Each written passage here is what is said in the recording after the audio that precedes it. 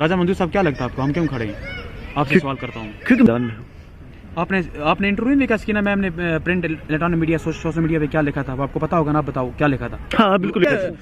मंजूर साहब, मैं आपसे सवाल करता हूँ, अगर आप मीडिया रिपोर्टर आप सही में मीडिया रिपोर्टिंग आप करते हो, गरीब मजलूम बेबस लाचार, अगर आपको लगता है ये भी एक इबादत है, तो आप मुझे बताओ कि स्कीना मैम, ये उमर साहब की गवर्नमेंट ने मैनिफेस्टो के अंदर क्या लिखा था हैंडीकैप्ड सेक्टर के लिए, हम क्या करेंगे? तो इन्होंने कल जो इसमें पेपर कटिंग में निकाला उसमें क्या लिखा था? आप बताओ मुझे। अगर आप सही में अगर आपको हर चीज पे नजर है ना, अगर आप हर चीज पे गौर करते हो ना, आप बताओ क्योंकि उसके अंदर मेंशन किया गया था और उन्होंने कहा क्या, वो मुझे बताओ पहले मुझे बताओ क्या उन्होंने क्या कहा और किया क्या, वो मुझे बताओ पहले आप। वो मैं आपसे चाहता हूं। मैम ने कहा इसकी गवर्नमेंट, इसके मैनिफेस्टो के अंदर क्या लिखा था और इन लोगों ने किया क्या? मैनिफेस्टो के अंदर लिखा है 5000 किया जाएगा हर सेक्टर, ओल्ड एज, विडोज और हैंडीकैप्ड के लिए। बड़ी अफसोस की बात है कि पहले आते आते झूठ बोल दिया इसने, एक बात। दूसरी बात, उसने बयान तब दिया ना जनाब जब मुश्ताक गनई प्रेस कॉलोनी के अंदर कफन पहन के खड़ा था, जब उसके एसोसिएशन के मेंबर्स, जब उसके प्रेसिडेंट साहबान कफन पहन के प्रेस कॉलोनी में खड़े थे, तब दिया इंटरव्यू।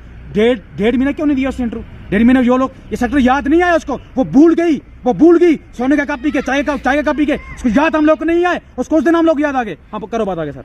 आप उस पहले आपको बात बताऊं मैं। अच्छा साहब, आप हमेशा गरीब और लाचार की बात करते हो, ये बात सबसे बड़ी झूठ पहले यही है, सबसे बड़ा झूठ है ये, सबसे बड़ा झूठ है कि हैंडीकैप्ड, जब डिसेबल पर्सन, जब हैंडीकैप्ड बंदे के पास एक डिसेबिलिटी है, क्या वो ठीक हो सकता है? ये झूठ नहीं है कि हम कैटेगरी वाइज दिखाएंगे।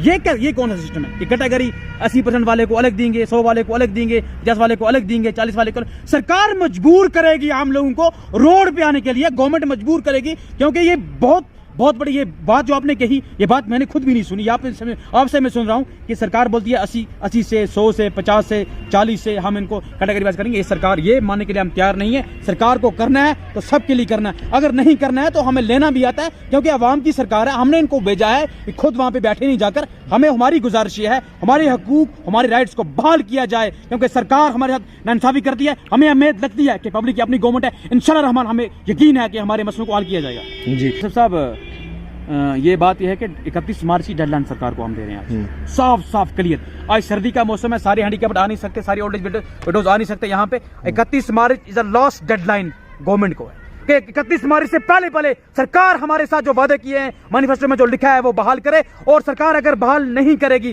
फिर सरकार को ये पता है कि आज का 10% पढ़ा लिखा है जनाब। आसिफ साहब, आज PhD है, PG है, MPhil है, नेट क्वालिफाइड है, ये पढ़े लिखे और हमें हक लेना आता है। ये बात साफ बड़ी क्लियर ओपनली है कि हमें हक लेना आता है, हमें लेना किस तरह है, क्योंकि ये बात। दूसरी बात ये है जो रिजर्वेशन हमें जॉब में मिलती है ना जनाब, जो एज में तो 37 ईयर्स कर दी, ये मुझे नहीं पता है कि सरकार कौन चला रहा है यहाँ। बड़ी अफसोस की बात है, सरकार अली साहब चला रहे हैं या उमर साहब चला रहे हैं? अली साहब के ऑफिस से काटा निकला, जो भी सिविल सर्विस के एग्जाम में उनको एज को घटा के 37 ईयर्स कर दिया गया। अब मुझे ये समझ नहीं आती है कि उमर साहब गवर्नमेंट चला रहे हैं या अली साहब चला रहे हैं। ये बड़ी अफसोस की बात। जब हमने ऑर्डर पढ़ा तो नीचे देखा हमने कि अली साहब के ऑफिस से ऑर्डर निकला है कि जो भी सिविल सर्विस के एग्जाम है हैंडीकैप्ड के लिए रिजर्वेशन में, उसमें 37 ईयर्स एज रखी गई है, कि 42 साल घटा के 4 साल कम कर दिए। अब ये इस पर निशानी की जाए। और दूसरी बात यह है कि बाहर की स्टेटों में 48 एज है, 48 साल तक सर पर्सन अप्लाई कर सकता है गवर्नमेंट जॉब के लिए, तो यहाँ पे क्यों 42 साल सरकार ने रखा है? और मुझे लगता है उसको भी ये कम करेंगे, क्योंकि अगर सिविल सर्विस के लिए कम कर दिया और गवर्नमेंट जॉब के लिए दूसरी जो क्लास 4 हैं या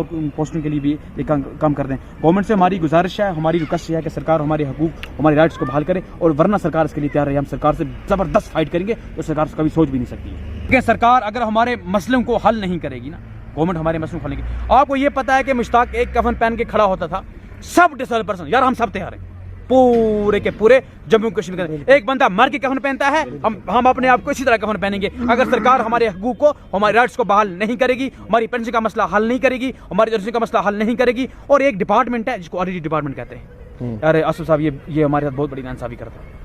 आप प्रैक्टिकल वेरिफिकेशन करो, अगर आप असल में सही में रिपोर्टिंग हो, अगर आपको लगता है कि सही माने में रिपोर्टिंग करो, आप करो जनाब, रिपोर्टिंग करो। किसी बेबस लाचार मजलूम मोहताज से पूछो उसका क्या कंडीशन, क्या उसको आई केस मिला है? दावे करते हैं बड़े डॉक्टर साहब, हमारे दावे कर दिए सरकार, बड़े यार मैं डरता नहीं हूँ, बिल्कुल ये बात सब क्लियर है, मैं डरता नहीं हूँ। मैं कफन बन के खड़ा हो जाऊंगा, सरकार के खिलाफ हम चलेंगे, क्योंकि ये ऑडिट डिपार्टमेंट जो हमारे साथ नाइंसाफी है, हमें कुछ नहीं मिलता है, या हमें कुछ नहीं देते हैं जनाब। ये एक बात है आसिफ भाई, एक बात है यार, आपको भी अल्लाह का सवाल, ये जो खड़पेंच जिसको बोलते हैं ना, खड़पेंच, ये मुझे भी समझ है, ये इस बात से मैं भी कंफ्यूजन में, एक खड़पेंची को सबको दिया जाता है, ये गरीब मजलूम बेबस लाचार को क्यों नहीं दिया जाता? ये बड़ी अफसोस की बात है, जिसका हक है उसको नहीं मिलता है।